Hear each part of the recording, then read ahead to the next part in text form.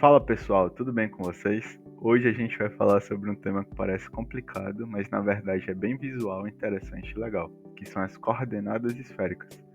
Elas são uma forma diferente de representar pontos no espaço, mas aparecem muito em áreas como física, astronomia, engenharia e até gráficos 3D de computador. Se tu já entendeu o sistema cartesiano, aqueles que têm o eixo x, y e z, você vai perceber que as coordenadas esféricas são só uma outra maneira de olhar para o mesmo espaço, só que de um jeito mais natural quando lidamos com objetos que têm formas de esfera, como planetas, ondas ou campos de energia. Vamos entender passo a passo como isso funciona. Para começar, vamos lembrar um pouco como funciona o sistema cartesiano tridimensional. Ele usa três eixos perpendiculares entre si. São esses o eixo x, o eixo y e o eixo z.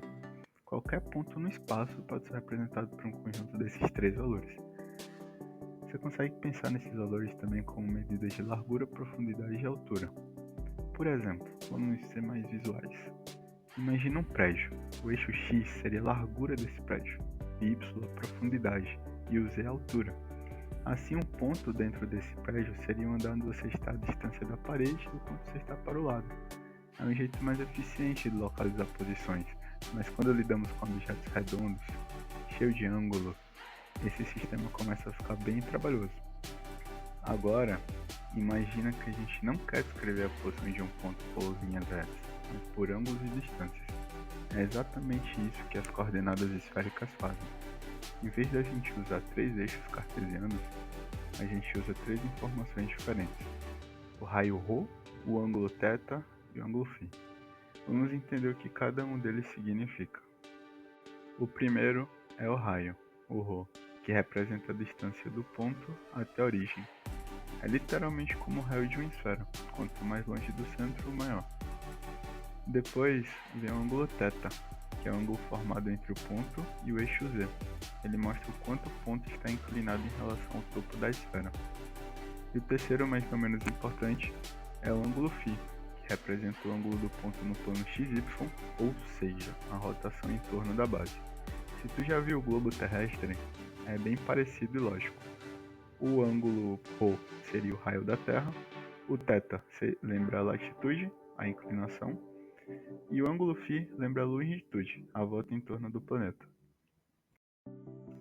Agora vem uma parte muito interessante, a ligação entre os dois sistemas.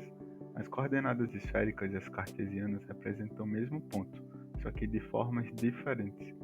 Existem fórmulas que permitem converter de um sistema para o outro. Isso significa que se você souber a distância do ponto até a origem e os dois ângulos, consegue descobrir exatamente o valor de x, y e z. E o contrário também é possível, dá para converter de volta. Essa conversão é muito usada em física e engenharia para simplificar cálculos, especialmente quando o problema envolve superfícies curvas ou simétricas. Mas afinal, por que usar coordenadas esféricas se o sistema cartesiano já funciona?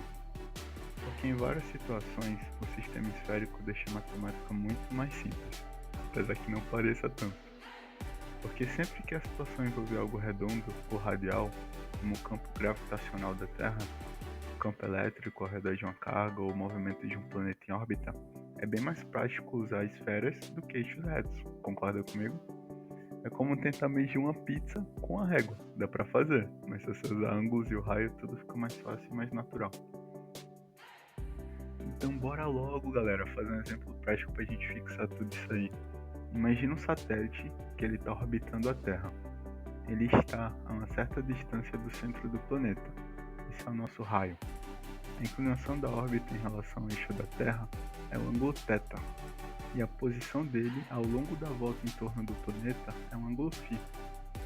Então, com esses três valores, a gente consegue saber exatamente onde está o satélite no espaço.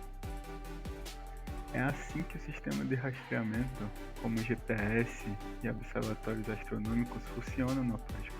Tudo isso usa o mesmo conceito de coordenada esférica. Você sabia disso? É muito massa, né?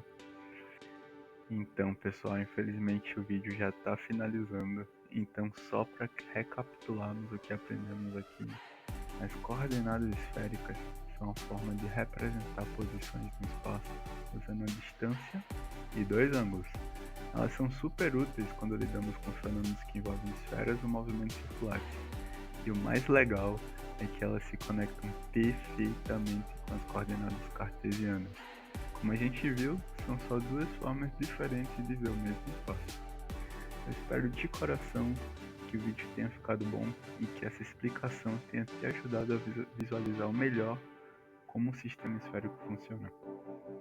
Te desejo muita sorte, bons estudos e vamos nessa!